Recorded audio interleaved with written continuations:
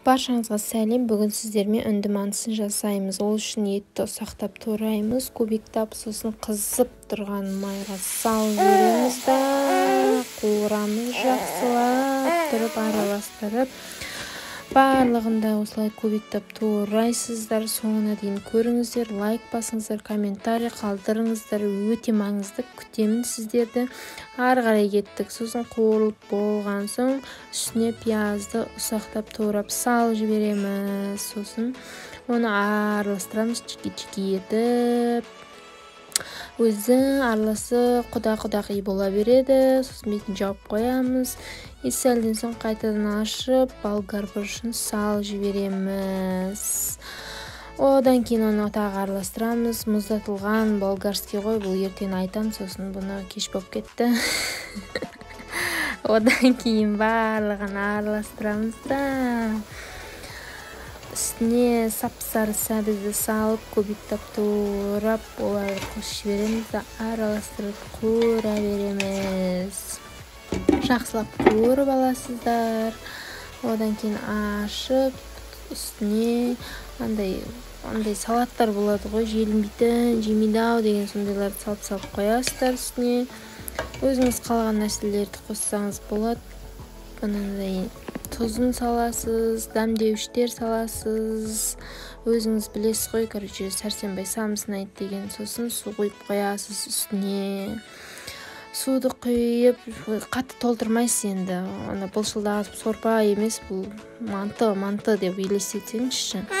Сосын жауып қоясыз да, сөйтіп қайнайды, өзі су тартыла береді ғой. Сосын картопты саласыз, кубиктап дәл осылай турайсыз. Барлығын салып араластыра бересіз. Осылайынан чики-чики болады. Сосын соңына дейін көріңіз, шыдасаңыз, қайда кетіп баратсыз өшірейін деп. Көре беріңіз, ары қарай өстіп араластырып тұз сап қоямыз. Өзіңіз қалауынша аши қылып жібермеңіздер, ашып кетеді. Сосын өстіп қойып қоясыз, қайнайды. Ал енді қамырын жасаймыз. 2 мен деген тауықтың жұмыртқасын араластырып тұз саламыз.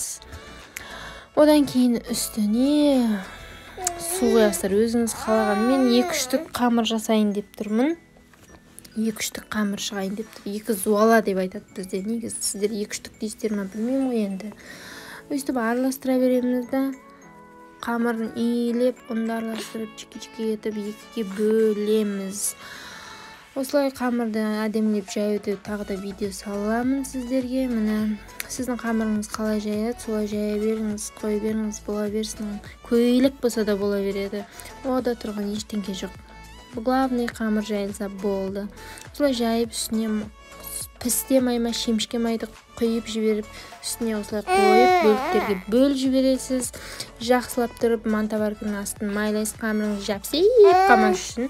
Осылай 35 минутта қайнатып аласыз. Сосын осылай салмасын салып, ортаға апарып, жейсіздер ғой, осылай салып көрдіңіздер ма? Қалай болды, маған жаза кетіңіздер. Сіздер осылай жасайсыздар ма үйде? Ас болсын барлықтарыңызға. Лайк, комментарий күтемін.